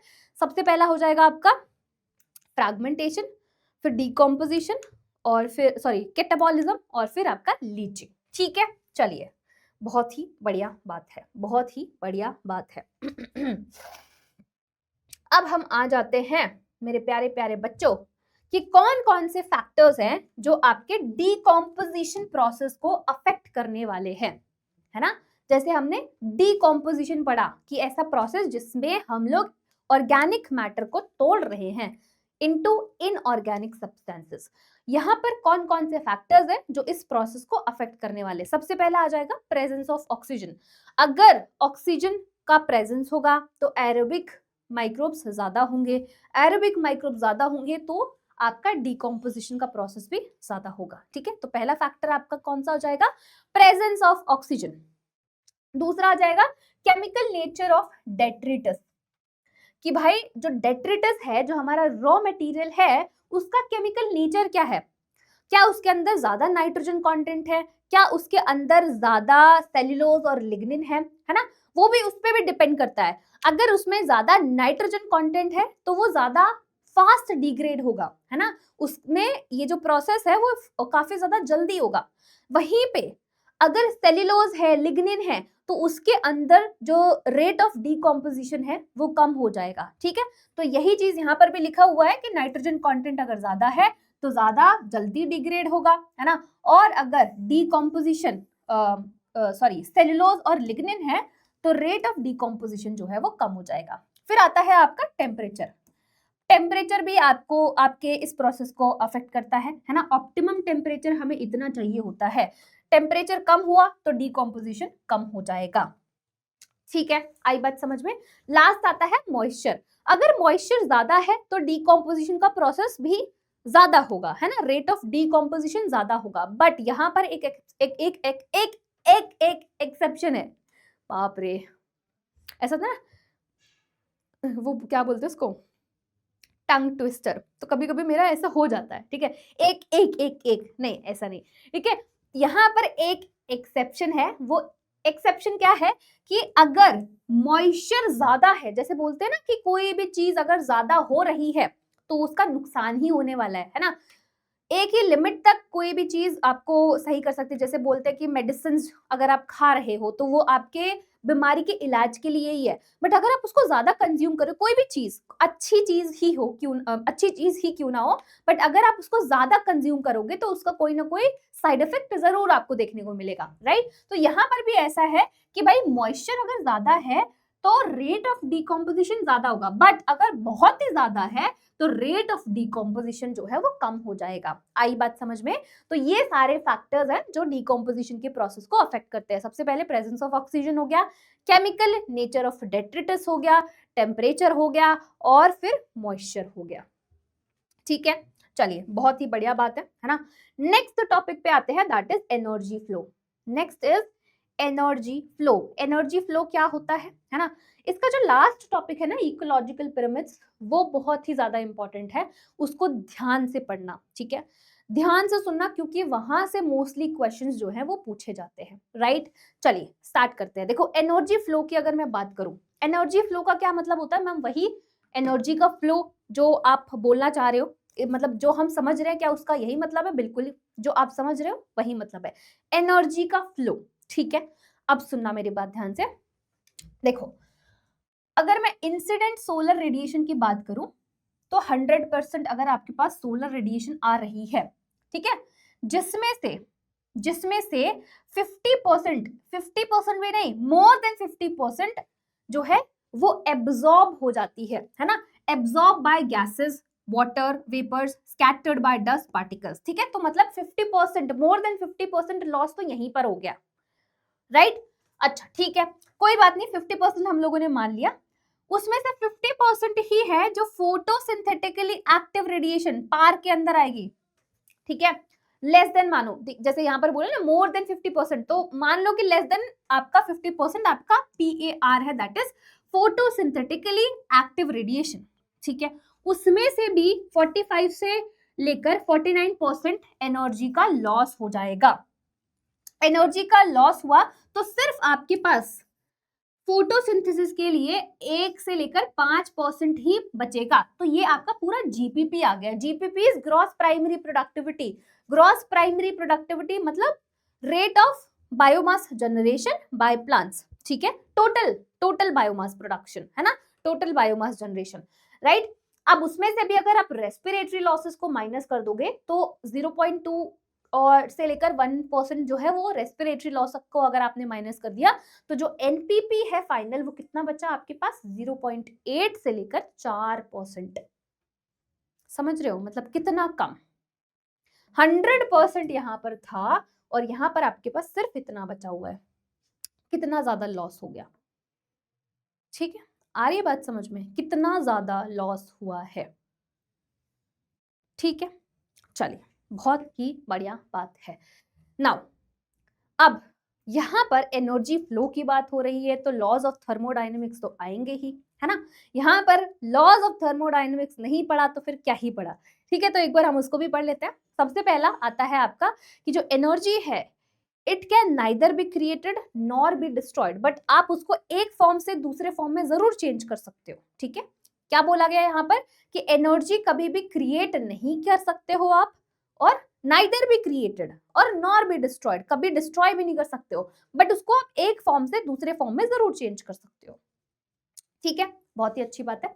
दूसरा, कंप्लीट एनर्जी ट्रांसफर कभी भी नहीं होता है, कोई ना कोई लॉस जरूर होगा, है ना।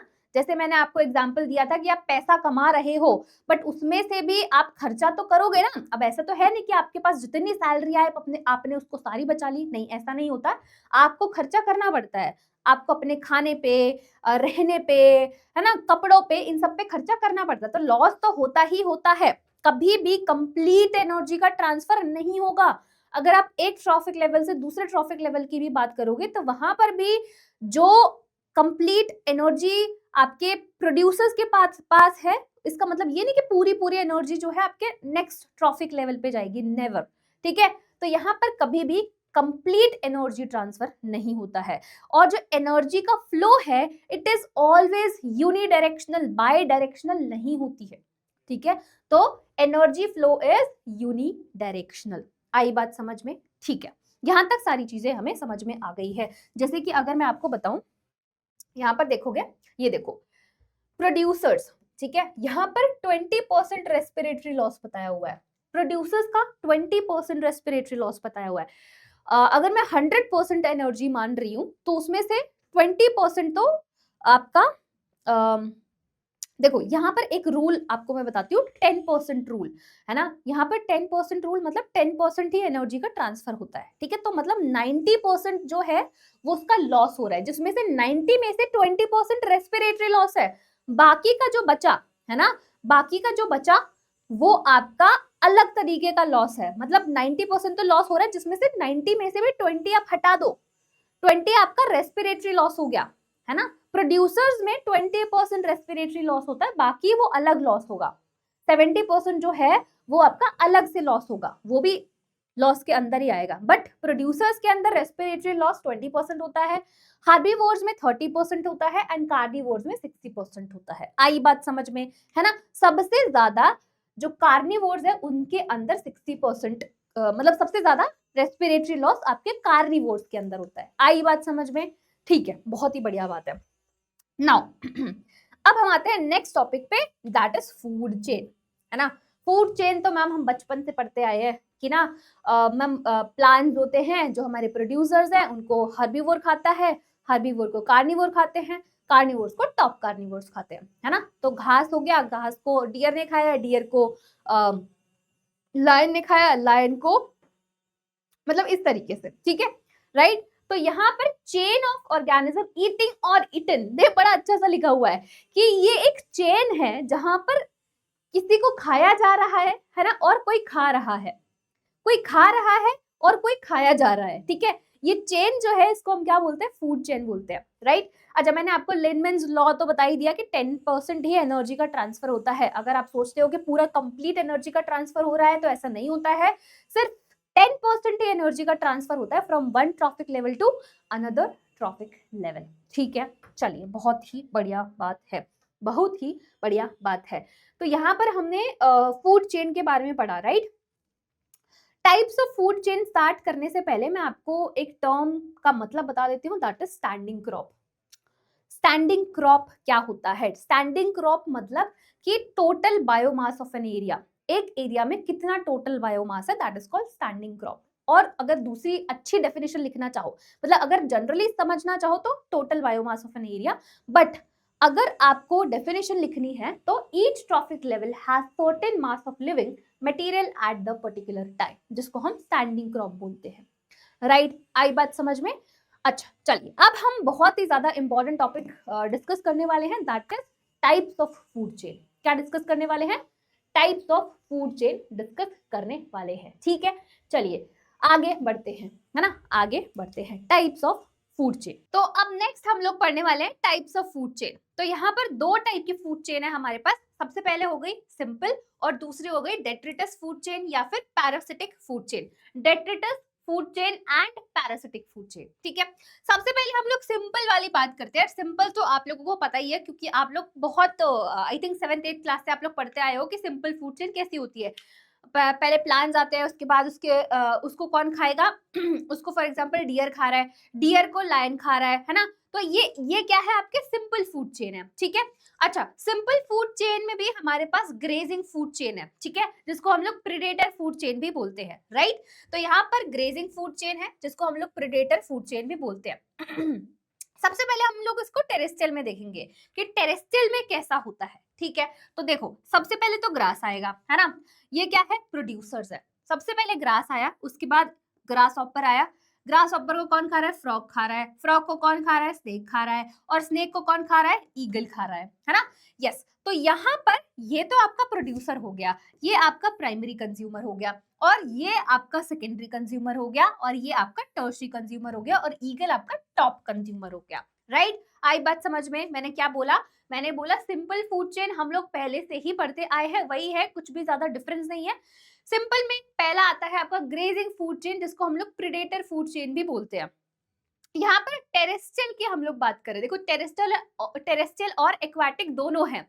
तो टेरेस्ट्रियल में अगर आप देखोगे तो यहाँ पर फूड चेन किस तरीके से होगी, यहाँ पर आपका ग्रास हो गया, फिर ग्रास हॉपर हो गया, फिर फ्रॉग हो गया, स्नेक हो गया, ईगल हो गया। ग्रास क्या है, प्रोड्यूसर। ग्रास हॉपर क्या है, प्राइमरी कंज्यूमर। फ्रॉग क्या है, सेकेंडरी कंज्यूमर। स्नेक क्या है, टर्शियरी कंज्यूमर। और ईगल क्या हो जाएगा, टॉप कंज्यूमर हो जाएगा।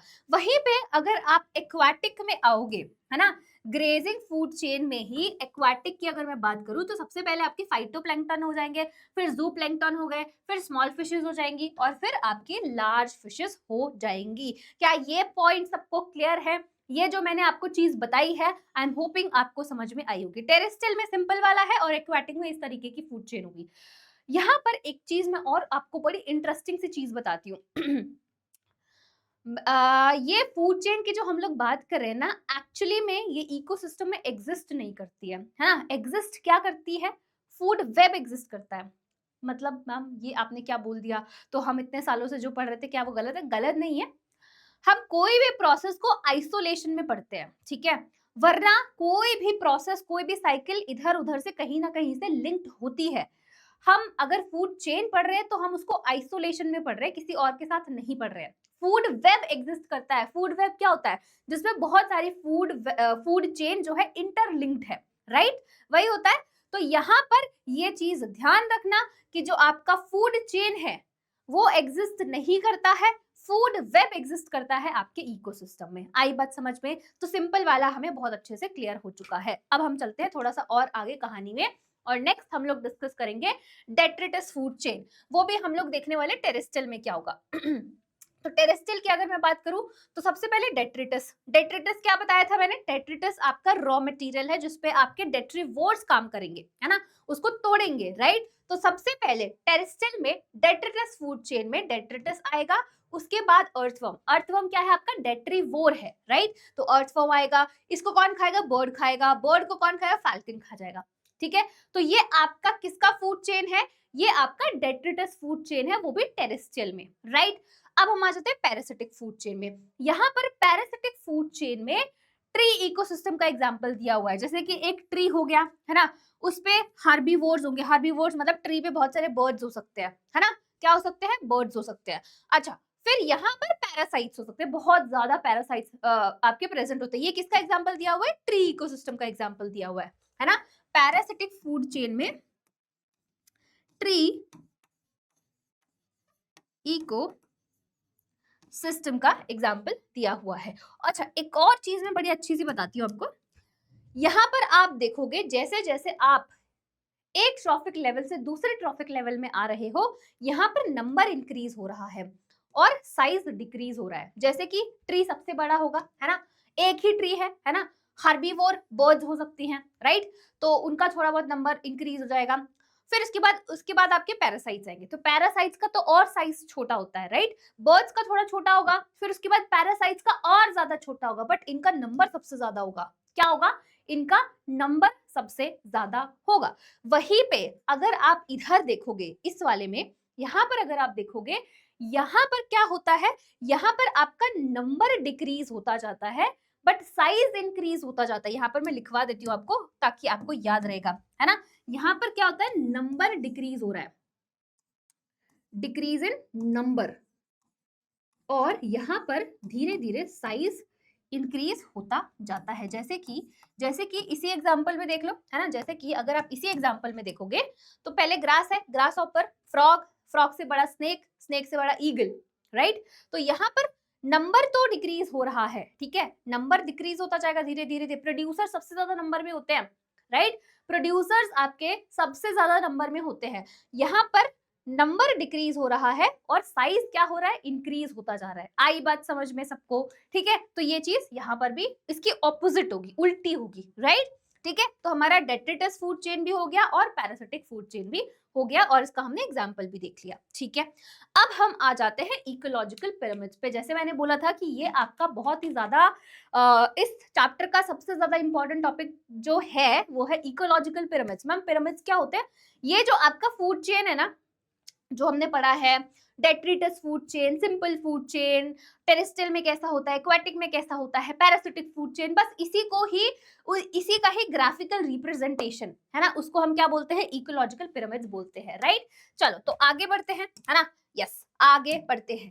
देखो, graphical representation design to show the number of organism, energy, relationship and biomass of an ecosystem, ठीक है। जो हमने फूड चेन अभी वहां पर पढ़ा था, जो स्ट्रेट लाइन में था, उसी के ग्राफिकल रिप्रेजेंटेशन को डिजाइन टू शो, क्या क्या शो करने के लिए, नंबर ऑफ ऑर्गेनिज्म, कितने नंबर ऑफ ऑर्गेनिज्म है, एनर्जी का relationship, biomass of an ecosystem.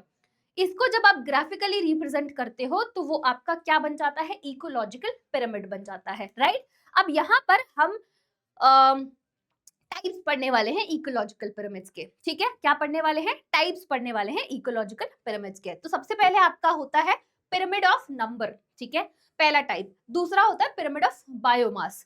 तीसरा होता है पिरामिड ऑफ प्रोडक्शन एनर्जी, ठीक है। तो पहला हो गया पिरामिड ऑफ नंबर, दूसरा हो गया पिरामिड ऑफ बायोमास, तीसरा हो जाएगा आपका पिरामिड ऑफ प्रोडक्शन, राइट। अच्छा, सबसे पहले हम लोग बात करने वाले हैं पिरामिड ऑफ नंबर की, ठीक है। यहां पर अगर मैं पिरामिड ऑफ नंबर की बात करती हूँ, तीन तरीके से हो सकता है, अपराइट भी हो सकता है, इन्वर्टेड भी हो सकता है एंड स्पिंडल भी हो सकता है, ठीक है। क्या बोला मैंने, पिरामिड ऑफ नंबर की अगर हम बात करें तो ये अपराइट भी हो सकता है, इन्वर्टेड भी हो सकता है एंड स्पिंडल भी हो सकता है। अपराइट का आपका बहुत ही अच्छा एग्जाम्पल दिया हुआ है, आपकी एनसीईआरटी में ही दिया हुआ है ना। इसका एग्जाम्पल को आप इस तरीके से याद कर सकते हो, जैसे कि ग्रासलैंड इकोसिस्टम हो गया या फिर पॉन्ड इकोसिस्टम हो गया। जैसे कि अगर मैं आपको ये पिरामिड दिखाऊं जो आपकी एनसीईआरटी में दिया हुआ है, ये देखो, ये आपका पिरामिड ऑफ नंबर का है ना, पिरामिड ऑफ नंबर जो अपराइट है, ठीक है। ग्रासलैंड इकोसिस्टम में बेसिकली इसका एग्जांपल दिया हुआ है। तो यहाँ पर सबसे पहला, ये पहला ट्रॉफिक लेवल है, यहाँ पर प्रोड्यूसर्स है, यहाँ पर प्राइमरी कंज्यूमर्स है, सेकेंडरी कंज्यूमर्स है, टर्शरी कंज्यूमर्स है, ठीक है, बहुत ही अच्छी बात है। अब यहाँ पर नंबर देखना, नंबर ऑफ इंडिविजुअल, तो प्रोड्यूसर्स का नंबर सबसे ज्यादा है यहाँ पर, है ना, प्रोड्यूसर्स का नंबर सबसे ज्यादा है। जैसे जैसे आप ऊपर जाते जाओगे, है ना, यहाँ पर आप इधर इस वाले ट्रॉफिक लेवल पे गए, यहाँ पर आप देखोगे नंबर कम हो रहा है ना, यहाँ पर आप देखोगे नंबर कम हो रहा है, यहाँ पर आप जाओगे तो यहाँ पर नंबर कम हो रहा है। तो धीरे धीरे जैसे जैसे आप ऊपर की तरफ जा रहे हो, तो नंबर क्या हो रहा है, कम हो रहा है। ये क्या है, ये किसका एग्जाम्पल है, ये आपके ग्रासलैंड इकोसिस्टम का एग्जाम्पल है, जिसका पिरामिड इज अपराइट, ठीक है, जिसका पिरामिड कैसा होता है, अपराइट होता है। मैम अभी तो आपने बोला ये इन्वर्टेड भी हो सकता है, स्पिंडल भी हो सकता है, तो यस अपराइट हमने देख लिया। अब बारी है इन्वर्टेड की, है ना। तो यहाँ पर इन्वर्टेड पिरामिड अगर आप देखोगे तो आपको ट्री इकोसिस्टम में देखने को मिलता है, ठीक है। पिरामिड ऑफ नंबर जो इन्वर्टेड है उसका एग्जाम्पल है ट्री इकोसिस्टम, अभी हम लोगों ने पढ़ा है ना, ट्री इकोसिस्टम। अच्छा, यहाँ पर अगर आप देखोगे ट्री सबसे कम है, ट्री का नंबर सबसे कम है, हार्बीवोर बर्ड्स आ जाएंगे, उनका नंबर थोड़ा और ज्यादा होगा, फिर उसके बाद पैरासाइट्स का नंबर सबसे ज्यादा होगा, है ना। तो ये जो आपको पिरामिड दिख रहा है ये क्या है, इन्वर्टेड पिरामिड ऑफ नंबर देखोगे ट्री का नंबर सबसे कम होगा, उससे ज्यादा हार्बीवोर बर्ड्स का होगा, हार्बीवोर बर्ड्स के बाद आपके पैरासाइट्स का होगा, राइट। तो यहाँ पर इसका जो पिरामिड होता है it is always inverted. Example याद रख लेना ट्री इकोसिस्टम का, है ना। स्पिंडल भी होता है ट्री इकोसिस्टम का, जैसे कि यहाँ पर ट्री हो गए, यहाँ पर हार्बीवोर बर्ड्स हो गए। अब यहाँ पर हॉक और फैल्कन भी तो आ सकता है ना। यहाँ पर जैसे पैरासाइट्स है तो यहाँ पर आपके फैल्कन और हॉक भी आ सकते हैं, राइट। तो ये क्या है आपका स्पिंडल पिरामिड है, किसका, पिरामिड ऑफ नंबर का। ठीक है, तो जैसे मैंने आपको बोला कि 3 टाइप के पिरामिड्स आपको देखने को मिलेंगे, अपराइट भी होगा, इन्वर्टेड भी होगा और स्पिंडल, किसमें, पिरामिड ऑफ नंबर में। और साथ ही साथ उसके एग्जांपल्स भी लिखे हुए हैं। ग्रासलैंड इकोसिस्टम और पॉन्ड इकोसिस्टम का अपराइट होता है। इन्वर्टेड में इन्वर्टेड पिरामिड आपको ट्री इकोसिस्टम में देखने को मिलेगा, स्पिंडल आपको ट्री इकोसिस्टम में देखने को मिलेगा। ठीक है, आई बात समझ में। तो अगर मैं आपको समराइज कर दूं पिरामिड ऑफ नंबर, तो 3 टाइप का आपको देखने को मिलेगा, अपराइट, इन्वर्टेड और स्पिंडल। ठीक है, बहुत ही अच्छी बात है ना, बहुत ही अच्छी बात है। अब हम थोड़ा सा आगे बढ़ते हैं और पिरामिड ऑफ बायोमास की बात करने वाले हैं। ठीक है, किसकी बात करने वाले हैं, बायोमास की बात करने वाले हैं। अच्छा, यहाँ पर जो पिरामिड ऑफ बायोमास है ये भी 2 तरीके का हो सकता है। कौन कौन सा, अपराइट और इन्वर्टेड। स्पिंडल आपको इसमें नहीं देखने को मिलेगा, तो अपराइट भी हो सकता है और इन्वर्टेड भी हो सकता है ना। यस, तो एक बार हम इसको भी देख ले, एक बार हम इसको भी देख लेते हैं। ये देखो, ये जो आपको पिरामिड दिया हुआ है ये किसका है, पिरामिड ऑफ बायोमास का दिया हुआ है ना। पिरामिड ऑफ बायोमास का जो आपका अपराइट है, एग्जाम्पल क्या है इसका, grassland ecosystem and tree ecosystem. यहाँ पर आप देखोगे पिरामिड ऑफ बायोमास हमेशा अपराइट होता है। जैसे कि अगर आप यहाँ पर देखोगे, मेजर किसमें किया है, ड्राई वेट में मेजर किया हुआ है, यहाँ पर 809 है। जैसे आप ऊपर जाओगे कम होता जा रहा है, कम होता जा रहा है, कम होता जा रहा है ना। तो यहाँ पर धीरे धीरे जैसे जैसे आप ऊपर जाते जा रहे हो, producers, primary consumer, secondary consumer, tertiary consumer, तो यहाँ पर बायोमास क्या हो रहा है, डिक्रीज हो रहा है, राइट। क्या हो रहा है, डिक्रीज हो रहा है। तो ये आपका अपराइट है। ठीक है, जैसे मैंने बोला इन्वर्टेड भी होता है, तो इन्वर्टेड भी एक बार देख लेते हैं, जो आपको पॉन्ड इकोसिस्टम में देखने को मिलता है ना। किस में देखने को मिलता है, पॉन्ड इकोसिस्टम में देखने को मिलता है। ठीक है, तो ये इन्वर्टेड पिरामिड है, किसका, आपके पॉन्ड इकोसिस्टम का। Inverted pyramid of biomass, small standing crop of phytoplankton supports the large standing crop of जूप्लैंक्टन। जैसे कि यहाँ पर अगर आप देखोगे, यहाँ पर अगर आप देखोगे, ये वाला तो आपका फाइटोप्लैंक्टन है, फाइटोप्लैंक्टन, और जो ये ऊपर वाला है ये है आपका जूप्लैंक्टन। ठीक है, तो यहाँ पर जो पिरामिड आपको देखने को मिला ये है आपका इन्वर्टेड पिरामिड। अब हम आ जाते हैं pyramid of energy. Pyramid of energy is always upright. ठीक है, स्ट्रिक्टली मस्ट, मतलब एक होता है ना एकदम स्ट्रिक्ट वाला, जैसे होता है ना कि स्ट्रिक्ट रूल है, ऐसा होना ही चाहिए, ऐसा होगा ही होगा। तो यहाँ पर अगर आपसे पूछा जाए कि पिरामिड ऑफ एनर्जी कैसा होता है, तो ऑलवेज अपराइट। यहाँ पर कोई और इन्वर्टेड, स्पिंडल कुछ नहीं, ऑलवेज अपराइट। ठीक है, जैसे कि अगर यहाँ पर अगर आप एग्जांपल देखोगे, यहाँ पर जो एनर्जी थी ये कितनी है, 10,000 है ना, कितनी है,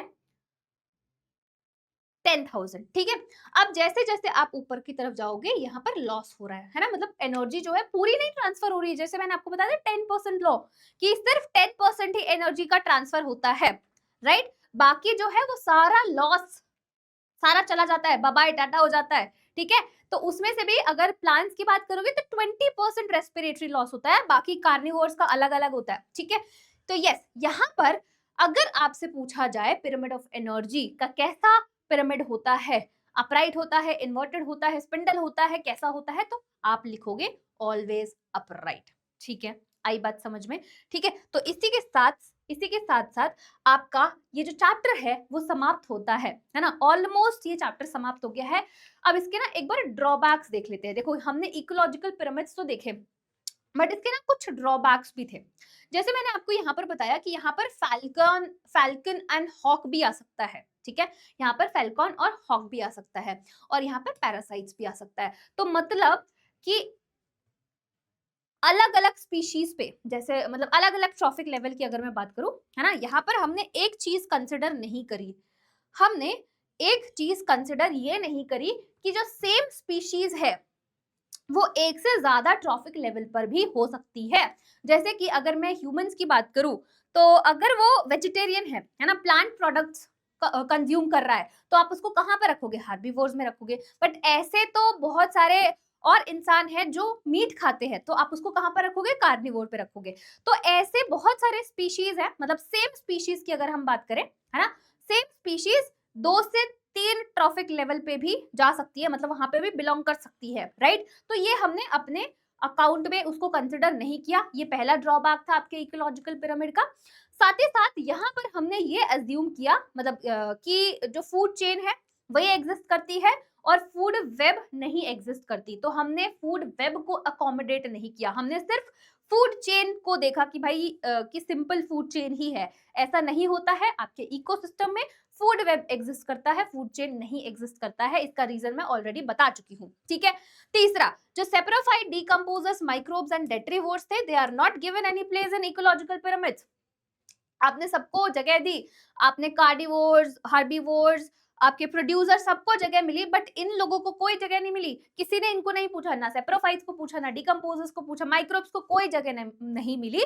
तो ये आपका ड्रॉबैक था इकोलॉजिकल पिरामिड का, ठीक है। चल, बहुत ही बढ़िया। और इसी के साथ हमारा जो चैप्टर है वो समाप्त होता है ना। अब आते हैं हम क्वेश्चंस पे, ठीक है। फटाफट से इसके हम लोग क्वेश्चंस को सॉल्व कर लेते हैं। कुछ क्वेश्चंस मैं आपको दूंगी, कुछ क्वेश्चंस मैं खुद कराऊंगी, राइट। तो जो क्वेश्चंस आपको मिलेंगे उसका आंसर आप चैट बॉक्स में लिख देना, ठीक है। चलिए देखो, पहला क्वेश्चन है statement 1, the primary source of energy in an ecosystem is the solar energy, ठीक है। दूसरा स्टेटमेंट है, rate of production of organic matter during photosynthesis is an ecosystem is called net primary productivity, ठीक है। अब इसमें से बताना है कि इन दोनों में से कौन सा स्टेटमेंट सही है, कौन सा गलत है, या दोनों ही सही है या फिर दोनों गलत है, ठीक है। यस, बताओगे जल्दी से फटाफट से। चलो मैं ही देख लेती हूँ एक बार।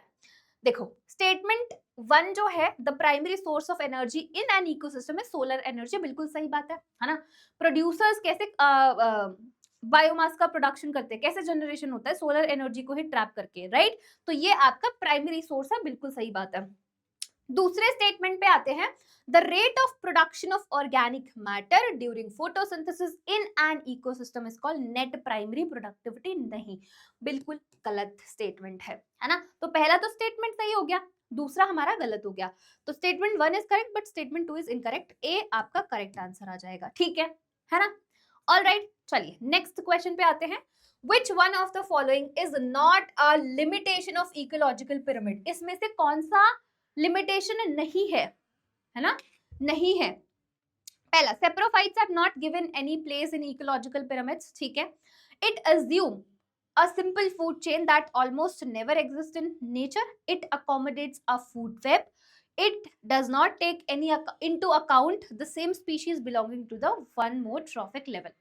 Not a limitation of ecological pyramid. देखो, पहले की अगर हम बात करें तो saprophytes are not given any place in ecological pyramid, बिल्कुल सही बात है ना। उन बेचारों को कोई जगह नहीं मिली थी, तो ये तो है ही drawback. It assumes a simple food chain that almost never exist in nature, बिल्कुल सही बात है ना, कि फूड चेन जो है वो एग्जिस्ट नहीं करती है। It accommodates a food web, नहीं, इन्होंने नहीं किया था अकोमोडेट्स, इन्होंने नहीं किया था, जस्ट अभी हमने पढ़ा है ना, जस्ट हमने पढ़ा, does not accommodate a food web, right. तो ये वाला स्टेटमेंट तो गलत हो जाएगा। साथ ही साथ डी है, it does not take into account the same species belonging to 2 और मोर ट्रॉफिक लेवल, ठीक है। तो हमारा करेक्ट आंसर तो आ ही गया है, सी हमारा करेक्ट आंसर, ठीक है मेरे प्यारे प्यारे बच्चों। चलो नेक्स्ट पे आते हैं। In the equation GPP minus R is equals to NPP, GPP is the gross primary productivity, NPP is net primary productivity। तो यहाँ पर R क्या है ना, क्या है R? Respiratory question, respiratory loss, reproductive allocation, photosynthetically active radiation. यहाँ पर GPP तो हमारा ग्रॉस प्राइमरी प्रोडक्टिविटी है, R इज रेस्पिरेटरी लॉस, तो B आपका करेक्ट आंसर आ जाएगा। और ये आपका नेट प्राइमरी प्रोडक्टिविटी है, राइट। तो B is the correct answer, ठीक है। चलिए, बहुत ही अच्छी बात है ना, बहुत ही अच्छी बात है। नेक्स्ट क्वेश्चन पे आते हैं। द अमाउंट ऑफ बायोमास और organic matter produce per unit area over a time period by plants during photosynthesis is called, क्या बोला जाता है उसको? नेट प्राइमरी प्रोडक्शन बोला जाता है, सेकेंडरी प्रोडक्शन बोला जाता है, प्राइमरी या फिर क्रॉस प्राइमरी प्रोडक्शन बोला जाता है। यहाँ पर पूछा हुआ है द अमाउंट ऑफ बायोमास और organic matter produced by plants, तो मैंने आपको बहुत अच्छे से एक्सप्लेन किया था वो चीज। And the correct answer is primary production, है ना, प्राइमरी प्रोडक्टिविटी उसको बोलते हैं। क्लियर हो गया, है ना, क्लियर हो गया। चलिए नेक्स्ट क्वेश्चन पे आते हैं। Given below are the two statements, दो स्टेटमेंट्स दिए हुए हैं। स्टेटमेंट 1 क्या बोल रहा है? Decomposition is a process in which detritus is degraded into simpler substances by microbes. Okay. Decomposition is faster if the detritus is rich in lignin and chitin. In the light of the above statement, choose the correct answer from the options given below. देखो, पहला statement है कि decomposition एक ऐसा process है जिसमें हम लोग डेट्रिटस को डिग्रेड कर रहे हैं सिंपलर सब्सटेंसेस में। बिल्कुल सही बात है ना, यही हमने पढ़ा था कि डिकम्पोजिशन क्या होता है ना, जिसमें हम उसको ब्रेक डाउन करते हैं छोटे छोटे सिंपलर सब्सटेंसेस में। बिल्कुल सही बात है ना। दूसरे स्टेटमेंट पे आते हैं। दूसरा स्टेटमेंट बोल रहा है decomposition is faster if the detritus is rich in lignin and chitin. ये तो गलत बात है, ये तो गलत बात है। हमने क्या बोला था? हमने बोला था कि जब नाइट्रोजन कंटेंट में अगर हमारा डेट्रिटस रिच है तो उसमें डिकम्पोजिशन फास्ट होगा, है ना, और अगर सेल्यूलोज और लिग्निन है तो फिर डिकम्पोजिशन जो है वो फास्ट नहीं होगा, है ना, स्लो होगा। तो यहाँ पर सेकंड स्टेटमेंट तो हमारा गलत है ना, पहला सही है, सेकंड गलत है। तो both statement, statement 1 is correct but statement 2 is incorrect, तो सी हमारा करेक्ट आंसर आ जाएगा। ठीक है ना, सी हमारा करेक्ट आंसर आ जाएगा। वेरी गुड, क्या बात है। Next, detritus break down, detritivores break down detritus into smaller particle, this process is called, इस प्रोसेस को हम क्या बोलते हैं? ये आप आंसर मुझे चैट सेक्शन में दे देना, क्योंकि बहुत क्वेश्चंस मैम ने करा दिए हैं, अब कुछ क्वेश्चंस आप भी करोगे ना, है ना, तो इसका आंसर मुझे चैट सेक्शन में मिल जाना चाहिए। नेक्स्ट पे आ जाते हैं। Which of the following statement is not correct, इसमें से कौन सा स्टेटमेंट जो है करेक्ट नहीं है? Pyramid of number in a grassland ecosystem is upright, ठीक है। Pyramid of biomass in sea is generally inverted, pyramid of biomass in sea is generally upright, pyramid of energy is always upright, ये तो ठीक है, बिल्कुल सही है।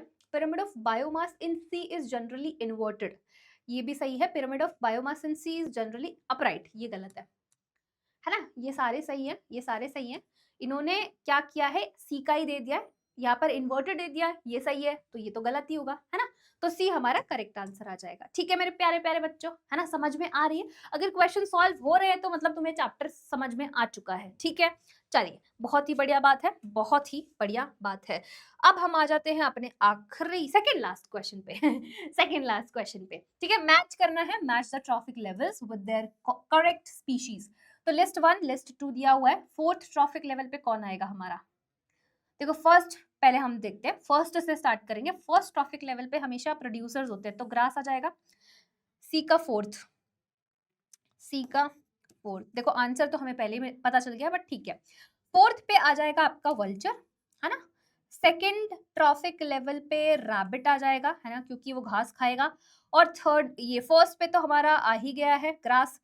Third trophic level पे आपका क्रो आ जाएगा, क्रो क्रो क्रो क्रो, तो हमारा बी वाला करेक्ट आंसर आता है। देखो ऐसे एलिमिनेट करते हैं ऑप्शंस को, ठीक है, ऐसे इस तरीके से ऑप्शंस को एलिमिनेट किया जाता है। अब हम आते हैं इस चैप्टर के आखिरी क्वेश्चन पे, और ये क्वेश्चन है which ecosystem has a maximum biomass, कौन से इकोसिस्टम का सबसे ज्यादा बायोमास होता है, मैक्सिमम बायोमास की बात करी गई है। पहला है pond ecosystem, lake ecosystem, grassland और फॉरेस्ट। मैंने क्या बोला था? बायोमास मैक्सिमम, मतलब कि जहां पर आपको ज्यादा डाइवर्सिटी देखने को मिल रही है वहां पर आपका बायोमास ज्यादा ही होगा, राइट। तो यहाँ पर correct answer would be forest ecosystem, है ना, हाईली डाइवर्स है, ठीक है। तो यहाँ पर डी करेक्ट आंसर आ जाएगा, ठीक है, सबका करेक्ट आंसर डी आना चाहिए, ठीक है। चलो, तो इसी के साथ हमारा ये जो चैप्टर है, ये जो प्यारा प्यारा सा चैप्टर है, ये भी हम लोगों ने समाप्त कर दिया है। इसके बाद बस हमारा एक ही चैप्टर बचा हुआ है इकोलॉजी का, मतलब 12th का अगर देखा जाए तो लास्ट चैप्टर बचा हुआ है, वो भी हम लोग खत्म कर लेंगे जल्दी ही, ठीक है। तो इसी के साथ हमारा ये चैप्टर भी खत्म होता है ना। अब पीडीएफ चाहिए है ना, नोट्स लिखने के लिए अगर पीडीएफ चाहिए, जिन बच्चों ने साथ साथ नहीं लिखा है तो पीडीएफ के लिए भाई इसको स्कैन कर लो, राइट। और अगर स्कैन नहीं करना है तो डिस्क्रिप्शन में लिंक होगा टेलीग्राम का, उस लिंक को फॉलो करो, उस लिंक को क्लिक करोगे तो आप टेलीग्राम चैनल को ज्वाइन कर सकते हो। टेलीग्राम चैनल को ज्वाइन करो, वहां पर ये पीडीएफ मिल जाएगी, ये नोट्स की पीडीएफ आपको मिल जाएगी, वहां से आप अपने नोट्स बना लेना, ठीक है। चलिए, तो इसी के साथ हम ये जो चैप्टर है उसको भी समाप्त करते हैं, है ना। मिलेंगे नेक्स्ट वीडियो में और लास्ट वीडियो में, है ना, 12th क्लास का जो लास्ट चैप्टर का उसमें। तब तक के लिए बाय, टाटा, टेक केयर एंड पढ़ाई करते रहो।